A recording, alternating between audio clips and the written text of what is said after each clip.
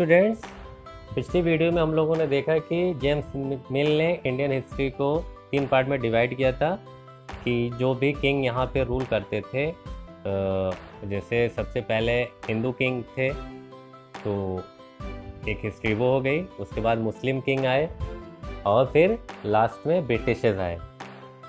लेकिन ये डिवीज़न कुछ हिस्टोरियन ने नकार दिया, इसको माना नहीं, क्योंकि एक ही टाइम पे जब इंडिया में मुस्लिम किंग रह रहे थे तो उसी वक्त कुछ एरिया में हिंदू किंग भी मौजूद थे। फिर कुछ हिस्टोरियन ने इंडियन हिस्ट्री को 3 अलग अलग पीरियड में डिवाइड किया, एंशेंट, फिर मेडिवल और मॉडर्न। लेकिन ये जो डिवीज़न था इसको भी बहुत सही नहीं कहा जा सकता, क्योंकि ये कॉन्सेप्ट वेस्ट से आया था। तो वेस्ट में जो मॉडर्न पीरियड था, तो मॉडर्निटी का मतलब ही होता है कि वहाँ पे science, reason, democracy, liberty and equality होनी चाहिए। लेकिन इंडिया के अंदर ऐसा नहीं था। इंडिया के अंदर जब ब्रिटिशर्स हुकूमत थी उसको हम लोग एज अ मॉडर्न हिस्ट्री मानते हैं, लेकिन क्या उसको मॉडर्न कहना सही है? क्या उस वक्त सारे लोगों को इक्वल राइट्स मिले हुए थे? तो ऐसा नहीं था। तो बाद में कुछ हिस्टोरियन ने उस पीरियड को कॉलोनियल पीरियड भी बोलने लगे। अब कॉलोनियल पीरियड क्या होता है ये आज हम लोग इस वीडियो में जानेंगे। तो what is colonial? In this book you will read about the way the British come to conquer the country and establish their rule. कह रहा है इस किताब में आप पढ़ेंगे या हम पढ़ेंगे उस तरीके के बारे में जिससे मतलब जिस तरीके से ब्रिटिशर्स आए और उन्होंने जीता और कॉन्कर किया, जीता और अपना रूल इस्टेब्लिश किया। मतलब यहाँ पे जो भी किंग थे उनको हराया और यहाँ पे अपना रूल इस्टेब्लिश किया। सब्जुगेटिंग लोकल नवाब्स एंड राजा। सब्जुगेटिंग का मतलब होता है किसी के ऊपर ताकत के ज़रिए कब्जा पाना। तो यहाँ पे जो नवाब थे या जो राजा थे इंडिया के अंदर, उनकी हुकूमत चल रही थी, तो ब्रिटिशर्स ने उनके ऊपर उनको अपनी फोर्स से, अपनी ताकत से उनको हराया और फिर फाइनली अपनी यहाँ पे हुकूमत कायम की। You will see how they establish control over the economy and society. कह रहा आप ये भी देखोगे कि कैसे ब्रिटिशर्स ने अपना कंट्रोल यहाँ की इकोनॉमी पे और यहाँ के समाज, सोसाइटी पे कायम किया। Collected revenue to meet all their expenses.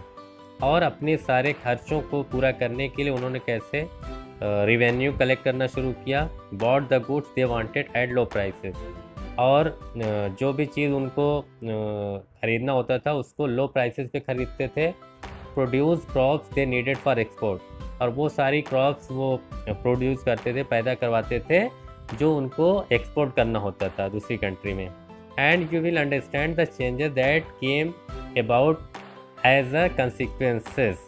कह रहे हैं और आपको इन सब चीज़ों के नतीजे में जो कुछ चेंज हुआ वो भी आप देखोगे। You will also come to know about the changes British rule brought about in values and tastes, custom and practice। कह रहे हैं कि जब ब्रिटिश यहाँ पे रूल करने लगे उसकी वजह से यहाँ इंडिया के अंदर जो भी रीति रिवाज चल रहे थे, जो यहाँ पे प्रैक्टिस चल रही, मतलब जैसा यहाँ का कल्चर था, उसके अंदर क्या क्या चेंजेस आए वो भी आप इस बुक में या इस चैप्टर में आप देखोगे। When the subjugation of one country by another। कह रहे हैं कि जब एक कंट्री का दूसरी कंट्री पे अपनी ताकत के ज़रिए लीड किया जाता है to this kind of political, मतलब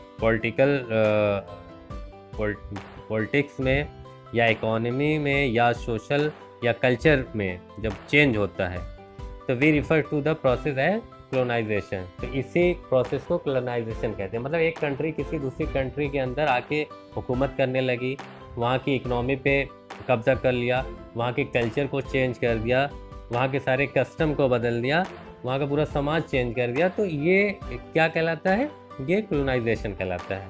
you will however find that all classes and group did not experience these changes in the same way. कह रहा है कि आपको ये भी पता चलेगा कि जितने भी लोग इंडिया में थे सब लोग एक साथ इस चेंज को एक ही जैसा महसूस नहीं कर पा रहे थे।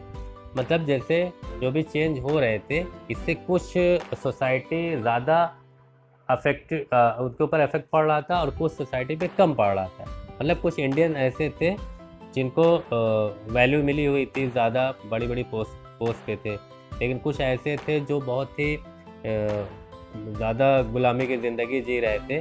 तो जो भी चेंज हो रहे थे वो सारी सोसाइटी में उसका असर सेम जैसा नहीं पड़ रहा था। That is why the book is called our past in the plural. कह रहा है इसीलिए इस जो भी ये बुक है इसका जो नाम है वो है आवर पास्ट, मतलब प्लूरल में है कि सारे लोगों का अलग अलग पास्ट है, कोई सेम जैसा पास्ट नहीं है। हाउ डू वी नो, कह रहे कि हम कैसे जान सकते हैं। What sources do historian use in writing about the last 250 years of Indian history? कह रहे कि कौन कौन से ऐसे सोर्स हैं जो हिस्टोरियन यूज़ करते हैं हिस्ट्री लिखने के लिए, पिछले 250 साल की हिस्ट्री इंडिया की लिखने के लिए कौन कौन से ऐसे सोर्स हैं जो हिस्टोरियन यूज़ करते हैं। एडमिनिस्ट्रेशन प्रोड्यूसेस रिकॉर्ड्स, कौन कौन से सोर्स हैं, जो भी हुकूमत होती थी वो कुछ रिकॉर्ड्स रखती थी, जैसे वो हुकूमत करती थी तो अपने कुछ रिकॉर्ड्स रखती थी, तो उस रिकॉर्ड्स को यूज़ करके हिस्टोरियन हिस्ट्री लिखते हैं। One important source is the official record of the British administration. कह रहे कि पहला जो इम्पोर्टेंट सोर्स है जो हिस्टोरियन यूज़ करते हैं वो क्या है, ब्रिटिश का एडमिनिस्ट्रेशन, मतलब ब्रिटिश की जो हुकूमत होती थी। The British believe that the act of writing was important. कह रहे ब्रिटिश को ये भरोसा था, यकीन था कि जो भी जो राइटिंग का एक्ट है वो बहुत इम्पॉर्टेंट है, मतलब जो भी हम कुछ कर रहे हैं उसको लिखना ज़रूरी है। एवरी इंस्ट्रक्शन, जो कुछ भी वो इंस्ट्रक्शन देते थे, प्लान करते थे, पॉलिसी बनाते थे, जो डिसीज़न लेते थे, जो एग्रीमेंट करते थे, या जो कुछ भी वो इन्वेस्टिगेट करते थे, investigation had to be clearly written up, उन सब सारी चीज़ों को साफ साफ लिखवा लेते थे। वन दिस वॉज डन, जब एक बार ये लिख जाता था, things could be properly studied, उसके बाद उसको सही से पढ़ा जाता था, एंड डिबेटेड, और उस पर क्वेश्चन आंसर होता, मतलब बहस होती थी। This conviction produce an administrative culture of memos, noting and reports. कह रहे हैं ये जो इस तरह का सिस्टम बन गया था, इससे क्या आ रहा था, एडमिनिस्ट्रेटिव कल्चर ऑफ मेमोज, मतलब एक लिखने वाला कल्चर क्रिएट हो रहा था कि कोई भी चीज़ जो भी ऑर्डर दे रहा है किंग या कोई गवर्नर जनरल, वो सारी चीज़ें लिखी जाएगी, उसको नोट किया जाएगा, उसकी रिपोर्ट बनाई जाएगी, इस तरह का कल्चर डेवलप हो गया था। The British also felt that all important documents and letters needed to be carefully preserve. कह रहे हैं कि ब्रिटिश को ये महसूस होता था कि जितने भी डॉक्यूमेंट्स हैं जो लिखवाए गए हैं उनको बहुत ही सावधानी से उसको कहीं सेफ जगह रखा जाए, ताकि इन फ्यूचर हम उसको देख सकें, ऐसा ना हो कि उसको कीड़े उड़े खा जाए और वो ख़राब हो जाए। So they set up record room attach to all administrative institution. इसके लिए उन्होंने क्या किया, कुछ ऐसी जगहें बनाई जहाँ पे सारे रिकॉर्ड्स रखे जाएँ, इंस्टीट्यूशन बनाए। द विलेज तहसीलदार ऑफिस, गांव में तहसीलदार ऑफिस बनाई गई। The collectorate, the commissioner office, the provincial secretariats, the lower courts, ये सारी जगहें हैं जहाँ पे वो अपने रिकॉर्ड्स रखते थे। All had there records room, ये सारे रिकॉर्ड्स रूम होते थे उनके। स्पेशलाइज इंस्टीट्यूशन, लाइक कुछ खास तरह के भी इंस्टीट्यूशन खोले गए थे उस वक्त, बनाए गए थे, लाइक आर्काइव। आर्काइव एक तरह का मतलब जैसे लाइब्रेरी होती है, इस तरह की चीज़ होती है जहाँ पे सारे इंपॉर्टेंट डॉक्यूमेंट रखे जाते हैं। एंड म्यूजियम, ये आपको पता ही होगा, were also establish to preserve important record, ये सब जगहों पे इंपॉर्टेंट रिकॉर्ड रखे जाते थे। Letters and memos that move from one branch of the administration to another in the early years of the 19th century can still be read in the archive. कह रहे कि जो भी लेटर्स होते थे या जो मेमोज होते थे, मेमोज भी कहते हैं वही कुछ इंपॉर्टेंट डॉक्यूमेंट, वो मूव होते थे एक ब्रांच से दूसरी ब्रांच, जो भी वहाँ पे हुकूमत कर रहे थे ब्रिटिश, तो एक जगह से दूसरी जगह वो ये सब चीज़ों को सेंड करते थे। 19th century के अंदर, early 19th century, can still be read in the archive, इसको भी आप आर्काइव के अंदर देख सकते हो। You can also study the notes and report that district officials prepared. इसके अलावा जो उस वक्त के डिस्ट्रिक्ट ऑफिसर होते थे, वो जो नोट्स तैयार करते थे वो भी वहाँ रखी है। और the instruction and directives that were sent by official at the top of the provincial administrator, जो भी उस पूरे स्टेट का जो हेड होता था, वो जो कुछ भी इंस्ट्रक्शन देता था और लोगों के लिए या जो भी डायरेक्शन देता था, वो सारी चीज़ें वहाँ पे आर्काइव में रखी हुई है या म्यूजियम में। In the early years of the 19th century these document were carefully copied out by beautifully written by calligraphist. Calligraphist किसे कहते हैं? जिनकी राइटिंग बहुत अच्छी होती है, जो किसी की लिखी हुई चीज़ को बहुत ही अच्छी राइटिंग में लिखते हैं, उसको कैलीग्राफिस्ट बोलते हैं। तो कह रहा है कि 19वीं सेंचुरी के शुरू में इस तरह के लोग बहुत ही सावधानी से, बहुत ही अच्छी तरीके से इस तरह की बहुत ही खूबसूरत राइटिंग में वो लिखते थे, वो कॉपी करते थे। That is by those who specialise in the art of beautiful writing. तो कैलीग्राफिस्ट की ये डेफिनेशन दिया है कि वो लोग जो जिनकी राइटिंग बहुत अच्छी होती है, जिनको ये कला आती है, ये आर्ट आता है, वो लोग ऐसा काम करते थे। By the middle of the 19th century with the spread of printing, multiple copy of these record were printed as proceeding of each government department. कह रहा है कि जैसे जैसे